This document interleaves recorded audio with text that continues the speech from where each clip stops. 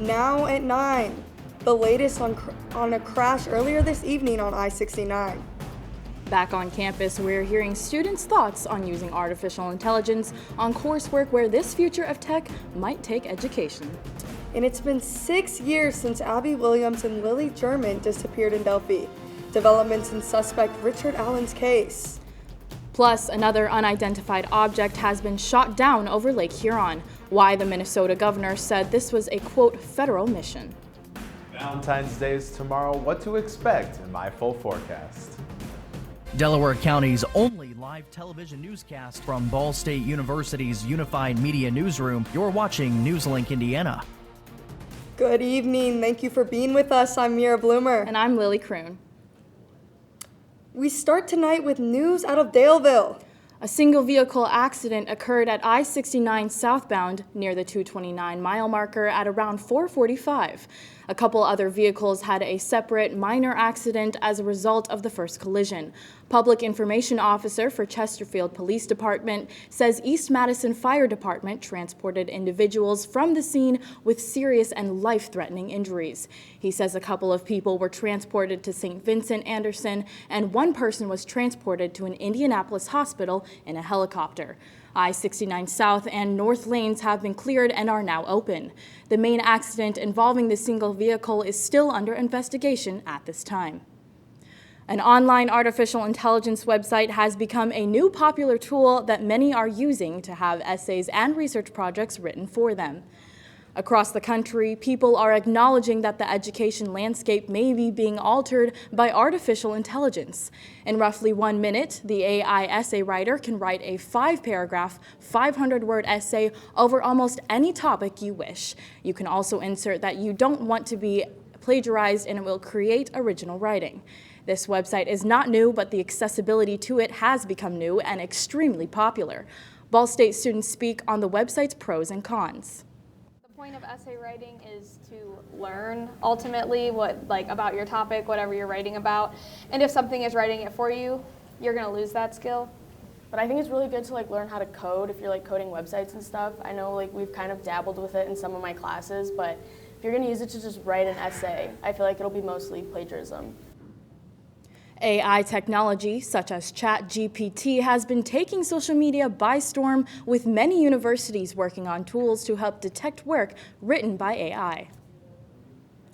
Man, it's really getting nice out there. It's almost feeling like spring weather. What do you think, Mara? I know, for sure. Those walks to classes are a lot easier now that this weather is rolling in. For sure. Oliver, what do you have to tell us? Well, we definitely saw some warmer weather today, and that warm temperatures are going to continue as we move throughout this week. But looking at the current temperatures, we're sitting at 42 degrees here in Muncie, 43 degrees in Indianapolis, and generally throughout the upper 30s to lower 40s throughout the rest of the state. Today's high reached about 55 degrees. That's right in the middle of what we normally see for this day in history, but a little bit below the record high that we saw in 1938 at 67 degrees. Hopefully not going to be seeing too many almost 70-degree days here in the coming week, but we are going to be seeing temperatures staying in the 50s, a little bit windy as we move into Tuesday and Wednesday, and some shower chances throughout. I'll have the details in my full forecast.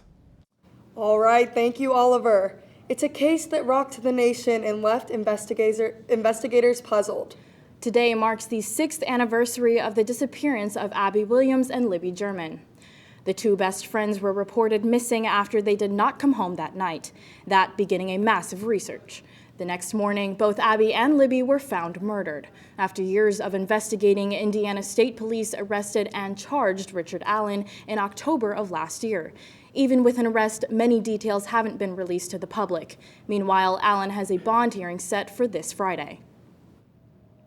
New information is starting to emerge about multiple unidentified objects shot down by the U.S. in recent days. Several officials close to the investigation say at least 2 had the objects had, quote, possible payloads. Yvonne Rodriguez tells us more on why these high-altitude encounters may increase in the future. 3 days, 3 more objects shot down by the U.S. over North America. This all after a Chinese surveillance balloon was destroyed off the coast of South Carolina last weekend. It's very clear that at least in one instance, we've had a testing of the American and Canadian air defense systems. On Friday, an American F-22 shot down an object over Alaskan airspace. Saturday, an unidentified object was downed over northern Canada. And Sunday afternoon, a high-altitude object was shot near Lake Huron, Michigan, all by U.S. forces. U.S. intelligence said the objects weren't manned, didn't appear to have propulsion power, and didn't pose a threat to people on the ground. Their altitudes were considerably lower than the Chinese high-altitude balloon and did pose a threat to civilian commercial air traffic. And while we have no specific reason to suspect that they were conducting surveillance of any kind, we couldn't rule that out. U.S. authorities will now sharpen their security focus on that lower-level airspace going forward. They have modified the filters and the gains, as we call it, of the radar capabilities to look more discreetly at high altitude, small radar cross-section, and low-speed objects. We know that lots of nation states fly drones, and at least one of these might be a drone and not a balloon. Unclear to me at this point. We will find out. I'm Ivan Rodriguez reporting. We are also learning more about the unidentified object that the military shot down over Lake Huron yesterday. Minnesota Governor Tim Walz took to social media that the Duluth-based 148th Fighter Wing helped bring the unidentified object down. Walz said it was part of a federal mission that, quote, protected the homeland. The object over Lake Huron is the third one shot down in the past 3 days. Military planes shot down an object Saturday over northern Canada and one over Alaska on Friday. That's in addition to a spy balloon from China that was shot down over the Atlantic Ocean earlier in the month. A senior Biden administration official said the object over Lake Huron was, quote, octagonal in shape with strings hanging down and no discernible payload. The Pentagon said it was at about 20,000 feet when it was shot down. In just minutes, avoiding heartbreak as Valentine's Day approaches, the FBI and the Federal Trade Commission are warning people to be on the lookout for romance scams. Plus, a new CDC report showing significant decline in teen well-being. Here's your sandwich, miss. Oh, thank you. And your burger. Awesome, thank you. And your bowl of boiling water, sir.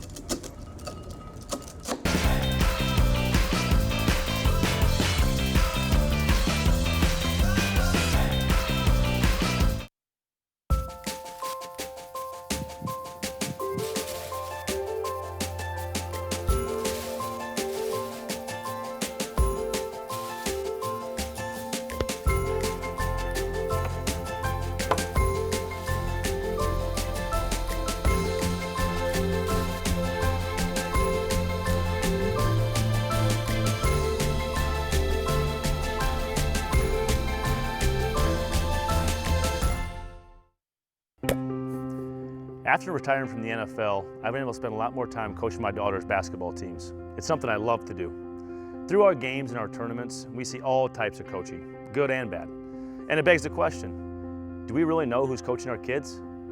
Do they have the proper training and screening it would take for me to be comfortable with my daughters playing for that coach? Our Youth Basketball Association made the decision to use trusted coaches to screen and train all of our coaches. I'm a trusted coach. Are you? So if one cat has 4 kittens who reproduce every 6 months, how many cats will there be in 5 years? Who's got it? Is this... What is that? Seriously? Who threw that? Cats are terrible at math, but they sure do multiply. Please spay, neuter, and adopt. The solution is 10. Thousands have been left homeless by a massive earthquake that struck Turkey and Syria a week ago, while the desperate search for anyone still alive likely entered its last hours.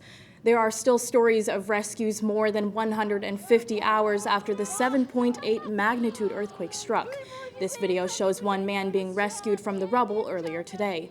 Thousands of local and overseas teams, including Turkish coal miners aided by sniffer dogs and thermal cameras, are scoring apartment blocks for signs of life. As Valentine's Day approaches, the FBI and the Federal Trade Commission are warning people to be on the lookout for romance scams. Con artists targeting people through dating apps and social media to get their money. Mike Valerio has the red flags to be aware of and how you can protect you and your loved ones. She said she wanted me to text her, so I started texting her. Broke and heartbroken. So I went to my bank account and it said I was $5,780 in the debt. New numbers from the Federal Trade Commission show romance scams cost nearly 70,000 consumers $1.3 billion in 2022. A growing concern, romance turning into investment scams. Romance becomes the hook, and then that person that they now feel attached to suggests to them that they might try investing in cryptocurrency, and it's all a scam. They send money and they never get it back. They warn anyone can be a target. You don't even need to be looking for love. So what are the red flags? A big one would be that they cannot meet you in person. They will have all sorts of excuses not to meet in person, and generally those excuses are built right in from the beginning. They're baked into their identity. The FBI sharing these tips for protecting yourself. Be careful about what you post and make public online. Scammers can use these details to better understand and target you. Research the person's photo and profile to verify their identity, and never send money to anyone you have not met in person. Danger in the manger. The Consumer Product Safety Commission is accusing a maker of baby strollers of making inaccurate statements about the safety of its products. On Thursday, CPSC warned consumers about the dangers of sit and stand, double and ultra strollers made by Baby Trend. The notice came after the asphyxiation death of a 14-month-old whose neck became trapped between the canopy and the armrest of the double stroller. In a statement Friday, Baby Trend said its strollers were, quote, completely safe and when used as intended. The CPSC pushed back, saying model numbers SS76 and SS66 can cause life-threatening injuries. More than 1 million strollers have been sold. Consumers can go to saferproducts.gov. Teen girls in the U.S. experienced record levels of violence, sadness, and suicide risk in recent years. That's according to the Centers for Disease Control and Prevention's biannual Youth Risk Behavior Survey. The responses, collected in fall of 2021, offer the first look at trends since the start of the pandemic. 57% of teen girls felt persistently sad or hopeless in 2021, double the rate for teen boys. Nearly a third of teen girls seriously considered attempting suicide. The CDC says those metrics had, quote, increased dramatically over the past 10 years. The CDC data published Monday underscores, quote, significant declines in youth health and well-being overall. Changes to school nutrition standards has helped reduce obesity in children. A new study looked at more than 14,000 children and teenagers from 2005 to 2020. Researchers found an overall decrease in body mass index, or BMI, after standards mandated more fruits, vegetables, whole grains, and low-fat dairy products. The overall BMI decrease was seen across ages and income levels, which researchers say is significant. The new study comes as U.S. leaders consider updates to further limit added sugars and sodium in school meals. And we've got a windy Valentine's evening ahead of us. I'll have all that and more in my full forecast.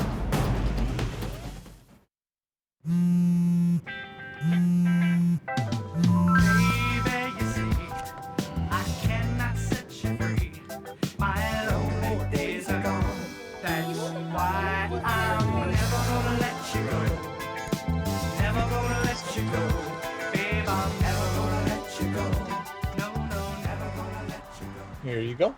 Thank you. Thank you.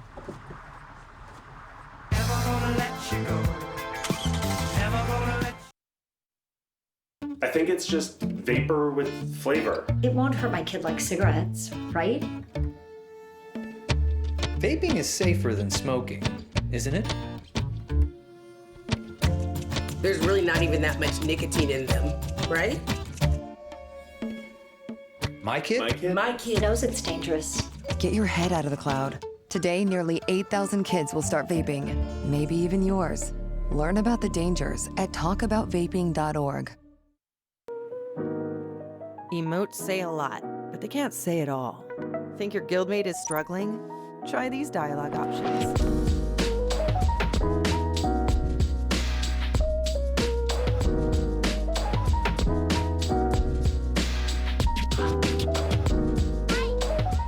Go beyond emotes. Check in with your guildmates at seizetheawkward.org.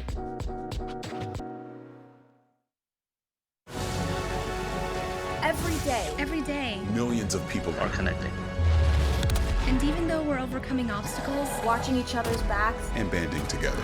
we should still make an effort We should still make an to effort. get to know each other. On a deeper level. Father, Cosplayer, mentor. actor.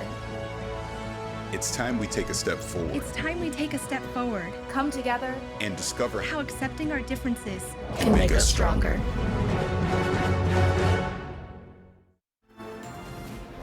Welcome back. This is the Foundational Science Building on Ball State campus.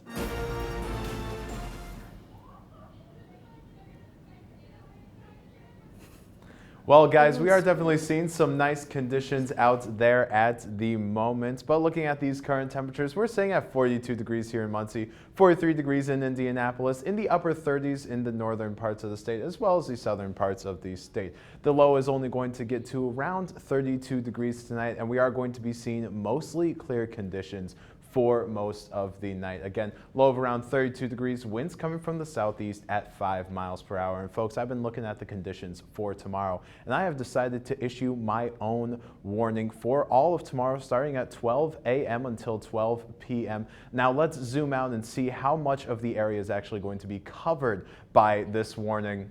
Oh, Oliver, you sly dog. That's a love warning, folks. This is because tomorrow is going to be Valentine's Day. What we should be expecting, lots of love, flowers as far as the eye can see, and enough candy for a village feast. But weather-wise tomorrow, we are definitely going to be seeing an interesting one, seeing as we start a little bit cooler, warm up to the mid-50s, but the winds are definitely going to be increasing as we move throughout the day. We're also going to be seeing increasing cloud coverage and a system rolling through the area as we move into tomorrow night. So again, those windy conditions, we are going to be seeing some showers throughout the night as well. Lows in the upper 40s, so not too much of a decrease in temperature, but definitely an increase in the amount of winds, seen as we could be seeing gusts as high as 40 miles per hour. Now, that's not as high as we were seeing last week, but definitely something to take into consideration. Now, timing out when we are going to be seeing these showers around the area. Again, as we move through Tuesday, we are going to be seeing increasing cloud coverage, a couple slight showers as you move into the early afternoon hours, but then at around 9 p.m., we do see a large block of orange and yellow here, and that is when most of these showers are going to be moving through the area. After that, clears up and clears out. We are going to be seeing a pretty clear day for your Wednesday. Temperatures may be even reaching the 60s, but as we move into early Thursday morning, we see another band of storms moving through, possibly some mixed precipitation up to the northern parts of our viewing area. But again, another large cell possibly going to be seeing some thunderstorms in our area, so be weather aware there on your Thursday. Now looking at the MITS 7-day forecast, again, 70% chance of showers there on your Tuesday. Windy for your Wednesday, 80% chance of storms for your Thursday. Cools down drastically as we move into Friday, and then warms right back up to the 50s that we have been seeing for this week. So yeah, again, I'm expecting a very nice Valentine's Day until we get into the evening. Oh, for sure. I'll definitely be spending tomorrow outside. Yeah, me too. I wish it could have been a little bit more sunny, but we'll take what we can get here with this weather. For sure. Thank you, Oliver. Another Super Bowl is in the books, and multiple Ball State programs continue to find success. All this and more next in sports. Here's your sandwich, miss. Oh, thank you. And your burger. Awesome, thank you. And your bowl of boiling water, sir.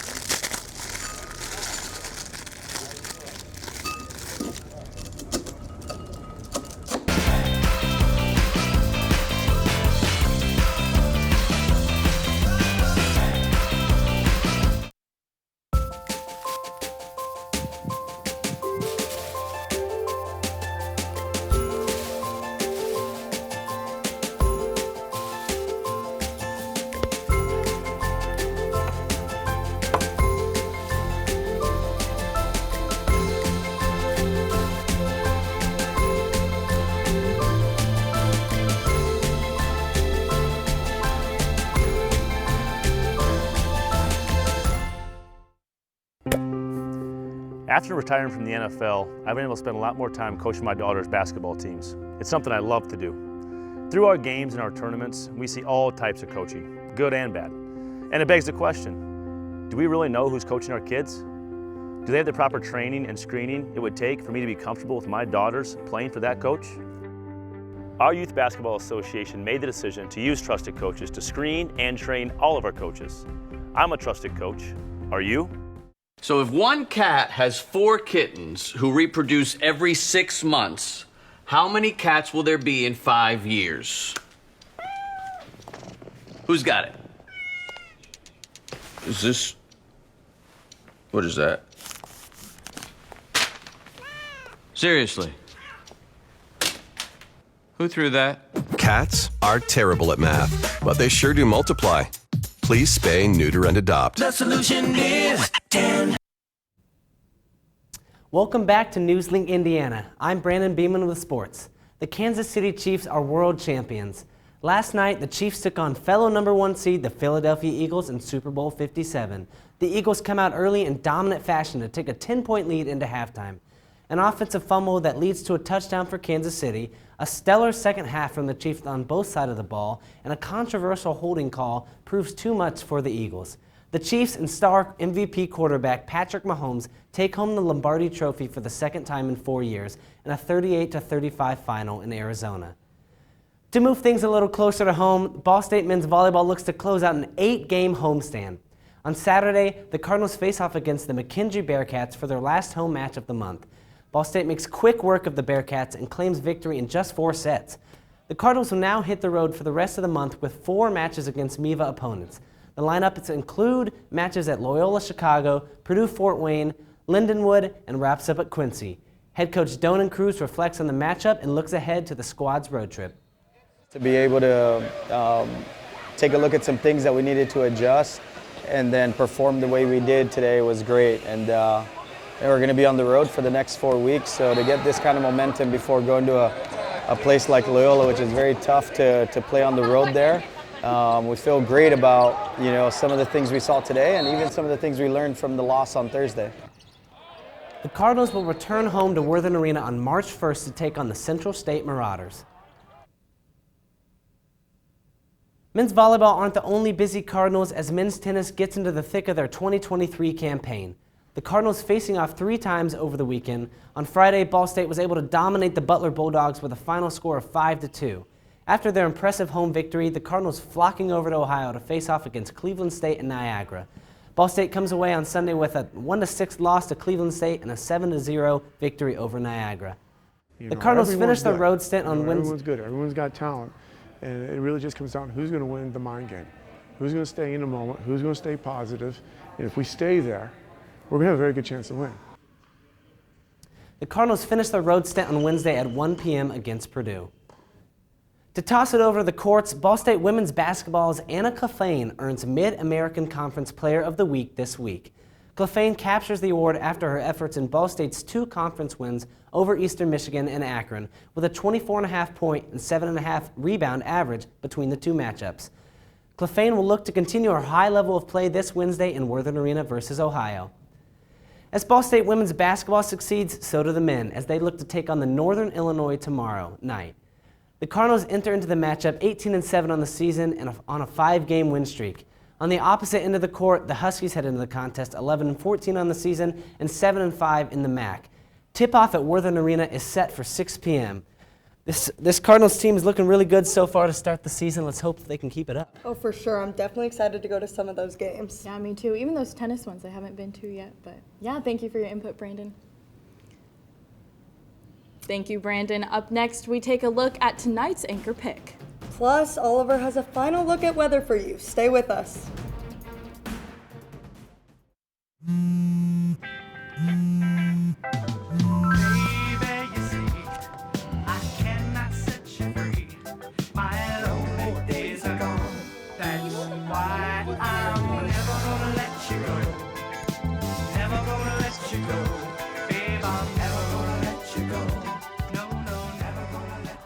Here you go. Thank you. Thank you.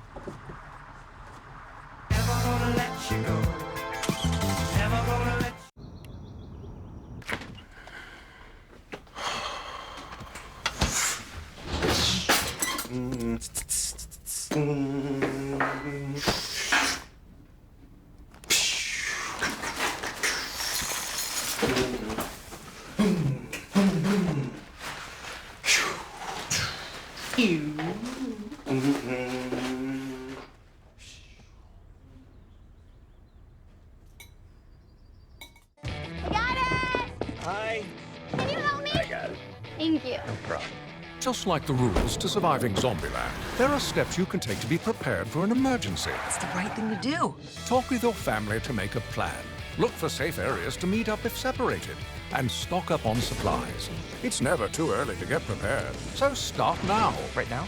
Right now. You can't predict emergencies, but you can be ready. You're welcome, America. Visit ready.gov today to learn more. Jordan knows he shouldn't eat this entire bowl of nachos, but tonight he's earned that right. Because a few hours ago, in the middle of happy hour, he recognized a sign. Not from the gods or a bolt of lightning, but from a double heart, a kissy face, and a fourth ha in ha ha ha. That's when Jordan knew he was buzzed. So when it was time to go, he got a ride home instead of driving. Be a legend like Jordan. Recognize your buzzed warning signs and get a ride home. Buzz driving is drunk driving. If you've ever dreamt of an owl bringing you an invitation to attend a school of witchcraft and wizardry, now is your chance. Rick Damigella introduces us to a new game set in the wizarding world. Take this. Find them. Put down your butterbeer and ready your wands because Wizarding School is in session in Hogwarts Legacy. Can't believe I'm here. It's an open world game set in the 1800s where you are playing as a latecomer student. You're actually a fifth-year student arriving at the school, and the reason why you're arriving late is a little bit of a mystery. In light of your unique situation, joining us as a fifth year, we've devised something extraordinary to ensure your success. Really what we wanted to do is create like a space for all of our players to tell their own story as a hero. But it's finally that chance. I think so many fans have read the books and wondered what it would be like if they were in the shoes of the protagonist. Professor Weasley has asked that your professors give you instruction outside of the ordinary curriculum. The game is set more than a century before Harry Potter attended Hogwarts, for good reason. One of the big drivers for us setting it in that time period was just making sure that you were the focus. So you're not being overshadowed by characters that you already know. We're really trying to set the stage for you are the hero, and the things that you do have never been seen before. They're not being overshadowed by other characters. The path we're on is terribly dangerous, but I do not know where it leads.